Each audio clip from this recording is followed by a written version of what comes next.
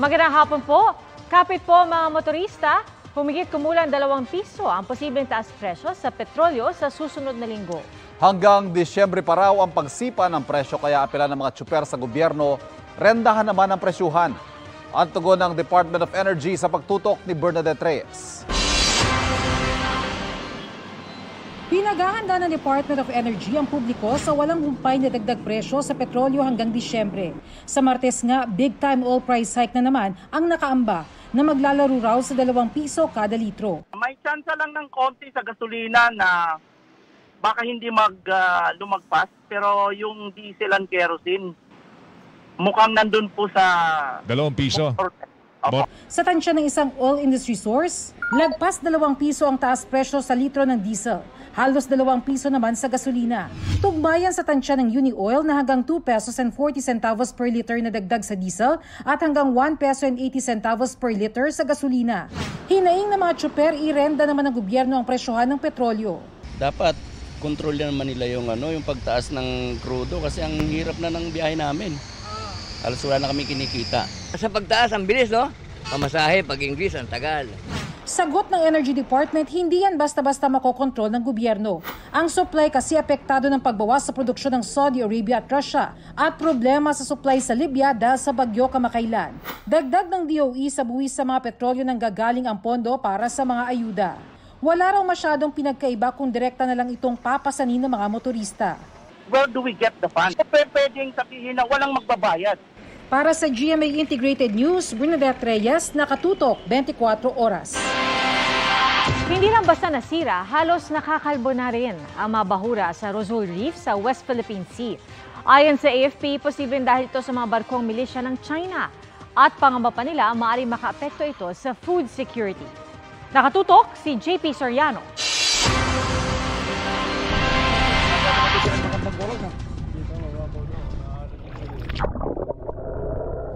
Halos ubos na raw ang mga coral reef o bahura na tirahan ng mga isda sa paligid ng Rosol Reef o Iroquois Reef na nasa exclusive economic zone ng Pilipinas. Ayon yan sa mga diver ng Philippine Navy na sumisid at nag-video sa lugar matapos umalis doon ang ilang military militia vessel ng China noong July 12. Yung swarming areas nila, we pinpointed it, and then when they left, we sent out our divers to do an underwater survey. Nasira na yung mga corals and there may mga debris. Itinuro pa ng Philippine Navy diver ang mga bato na kamakailan lang ay puno pa raw ng buhay na corals. Just a naked eye, untrained eye, mukhang bagong hakot yung mga corals. We are not making any conclusions at this time. It's a work in progress, but we just want to report that we notice coral harvesting in the area where they were seen loitering and swarming. Hindi pa malinaw kung ano ang ginagawa sa mga coral na mga kumuha nito. Nakikipag-ugnayan na ang AFP sa mga marine biologist at eksperto upang malaman ang epekto ng pagkuha sa coral sa supply ng isda. Pero sabi ng AFP, maaari daw itong makaapekto sa food security. If they are really indeed into coral harvesting, that will be affecting the production of fish. That is a threat to food security later on. Hindi lang naman sa atin yan, sa buong mundo yan.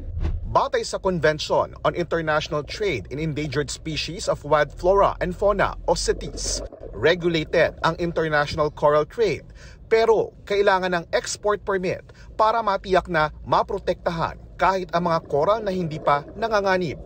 Pero bukod sa yamang dagat gaya ng corals, tila may mas malalim na pakay pa raw ang Chinese military militia vessel sa West Philippine Sea ayon sa AFP.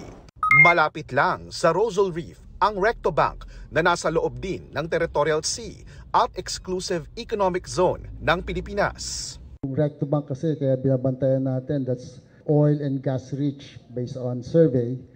And we also noticed them to be swarming in Nares Bank. May presence din sila, that's on the western side naman of the Recto Bank. So dumidikit sila sa Recto. Nadagdagan na rin ang mahigit 20 Chinese military militia vessels sa Rosol Reef. Based on the latest report, nag-increase pa ng kaunti yung nandun sa Iroquois. sa Rosol Reef, naging 40 na as of last night. But the good news is we also have our presence there. Wala pang tugon ang Chinese Embassy sa Pilipinas kaugnay sa isinawalat ng AFP. Pero sa huling pahayag ng kanilang Foreign Ministry, iginiit ng China na bahagi ng kanilang teritoryo ang buong West Philippine Sea. Ang claim na yan, dati nang ibinasura at walang basihan batay sa 2016 arbitral ruling. Para sa GMA Integrated News, JP Soriano, nakatutok 24 oras. Kahit na huli na ang 6 na suspect na sangkot umano sa pagkawala ng 6 na sabungero sa Manila Arena noong isang taon, palaisipan pa rin sa PNP kung sino ang mastermind sa krimen. Ang kakilala naman ng isa sa mga nawawalang sabungero may pagdududa. Yan ang sanib puwersang tinutukan ni Mav Gonzalez at Marisol Abduraman. Nakakulong na sa CIDG Region 4A ang mga security guards sa Manila Cockpit Arena na sina Julie Patidongan, Glaire Codilla, Mark Carlo Zabala, Virgilio Bayog, Roberto Mateliano Jr. at John Ray Consolacion, ang 6 na sospek sa pagkawala ng 6 na sabungero. Ayon sa CIDG, 2 buwan silang tiniktikan hanggang maaresto sa 2 magkahiwalay na subdivision sa Parañaque sa tulong ng tip ng informant. Especially Julie Patidongan is from Mindanao, so doon talaga kami nag-umpisa, palipat-lipat sila ng area, no? So, it's a tedious work. It was a tedious work talaga na kung saan sila nagkaroon kami ng opportunity na to take them down. Inaalam pa kung sino ang may-ari ng bahay kung saan nahuli ang mga sospek. Sabi ni PNP Chief General Benjamin Acorda, posible silang kasuhan ng obstruction of justice kung mapatunayang nagkanlong sila ng mga sospek. Umaasa si Acorda na makikipagtulungan sa mga sospek. Palaisipan pa rin kung sino ang mastermind, pati kung nasaan na ang mga sabungero na nawala matapos pumunta sa cockpit noong January 13, 2022. Pinaka-effective that could connect to the mastermind are these suspects mismo. So I'm hoping that sila magsasalita. There are some indications na yung iba willing na magsalita, but ayaw lang natin pangunahan. Customary naman, no, na magtatanong kami. They decline to comment, no? And hayaan na lang sa court. There are info gaps na gusto namin ma-fill in. So we will try to dito muna sila for further exploitation. And baka ma-t-shirt pa kami na ebidensya. Kanina sinubukan ng GMA Integrated News kausapin ang mga sospek pero tumanggi silang magsalita. Patuloy ang investigasyon ng SITG sa Bungero. Sa pakikipag-usap ng GMA Integrated News sa abogado ng mga suspect na si Attorney Angelo Santos, hindi pa raw niya nakakausap ang kanyang mga kliyente.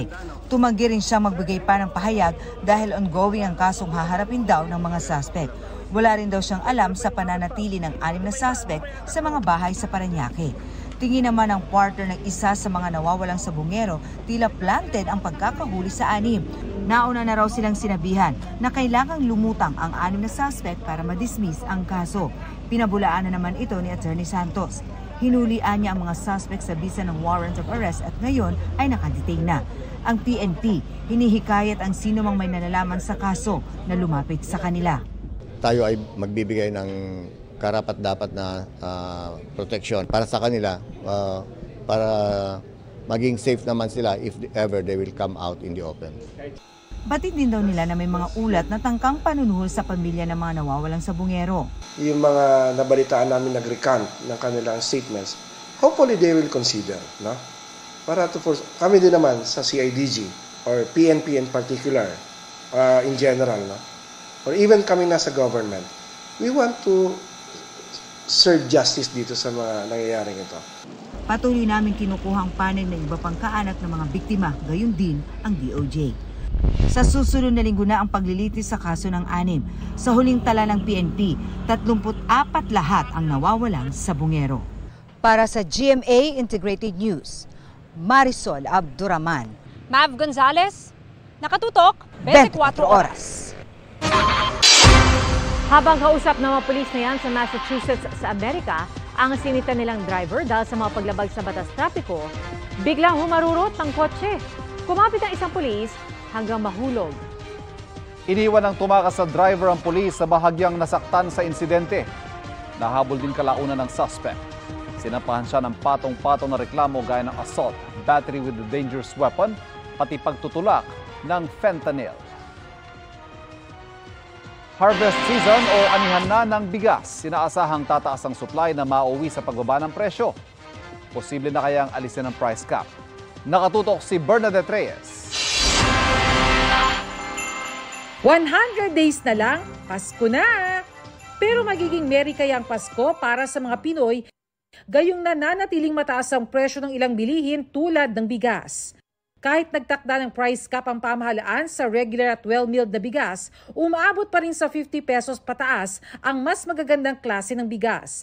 Ang good news, ayon sa Samang Industriya ng Agrikultura o SINAG, nagsisimula na ang ani kaya unti-unti na raw bababa ang presyo ng bigas. Pag-harvest natin towards December, yung presyo babalik sa normal, nasa 43, 44. Pag-harvest natin, babalik yung presyo without importing, without lowering of tariff, babalik yan. Kaya sa tingin ng SINAG, maaari na raw i-lift ng pamahalaan ang price cap sa mga susunod na linggo. End of the month is okay na. And makikita natin yung harvest ng September, yung full harvest ng September na in which mga 2.7 million metric tons ang naiiwan na maha-harvest na palay. Sinusubukan naming kunan ng pahayag ang DA at DTI kaugnay nito, pero nauna na nilang sinabing pansamantala lang naman ang pagpapatupad ng price cap. Ayon sa ilang rice retailers dito sa Commonwealth Market sa Quezon City, unti-unti na raw bumababa ang presyo ng bigas mula sa kanilang mga suppliers. Sa ngayon, meron ang mabibili sa halagang 40 pesos kada kilo, yun nga lang mas manilaw-nilaw ang kulay nito kumpara sa ibang klase ng mga bigas. Nakaraan po, may nakuha kami. Ito nga yung well-milled nito, isa, kaputi. Pero madalang pa. Pero okay po siya pag kinain. Sa Kadiwa Pop-Up Store sa New Bilibid Prison sa Muntinlupa kaninang umaga, 44 hanggang 45 pesos ang bigas kaya sold out agad. Pero para sa consumer group na Bantay Bigas, kahit bumaba sa 43 pesos ang bigas, mabigat pa rin daw ito sa bulsa ng maraming consumer. At least 34 to 36 sana yung panawagan. At magagawa yan kung talagang yung gobyerno na mismo ang mag-subsidize dun sa presyo ng bigas. Para sa GMA Integrated News, Bernadette Reyes, nakatutok 24 oras. Samantala mga kapuso, dagsa ang mga deboto sa fluvial procession ngayong araw ng Birhen ng Peña Francia. At mula sa Naga City, nakatutok live si Jessica Kalinog ng GMA Regional TV, Balitang Bicolandia. Jessica? Pia, ilang minuto pa lamang ang nakakalipas nang dumating na dito sa Basilica Minore ang mga imahen ng El Divino Rostro at ni Nuestra Señora de Peña Francia. Masaya ang mga itong sinalubong ng libo-libong mga deboto habang winawagayway ang kanilang puting mga panyo. Tanghali pa lamang, marami na ang nakaabang sa Basilica Minore para sa pagdating ng mga imahen ng El Divino Rostro at ni Nuestra Señora de Peña Francia. Ngayon ang huling araw ng 9 days novena para sa mahal na ina, gayon din ang araw na ibabalik na ang kanyang imahen sa Basilica Minore. Matapos ang 9th novena mass, pasado alas 3 ng hapon nang umusad na ang foot procession mula sa Naga Metropolitan Cathedral patungo sa Danlugan ni Ina sa Barangay Dinaga, kung saan isasakay ang mga imahen sa pagoda kasama ang nasa 200 mga deboto na karamihan ay mga katikista. Mula rito, hihilahin ng nasa 156 na maliliit na bangka ang pagoda. Libo-libong mga deboto rin ang nakaabang sa mga bahagi ng Naga River na dinadaanan ng fluvial procession. Maigpit naman ang seguridad na ipinatupad sa malaking aktibidad na ito. May mga nag-iikot ding K9 units. Bago ang fluvial procession, nakipag-ugnayan na rin umano ang Naga City Police Office sa Cofradia de San Jose para hindi na maulit pa ang nangyaring pag-akyat ng mga deboto sa estandarte ng El Divino Rostro at sa andas ni Inang Peña Francia. Ngunit may iilan pa ring nagpumilit na makalapit sa mga imahen.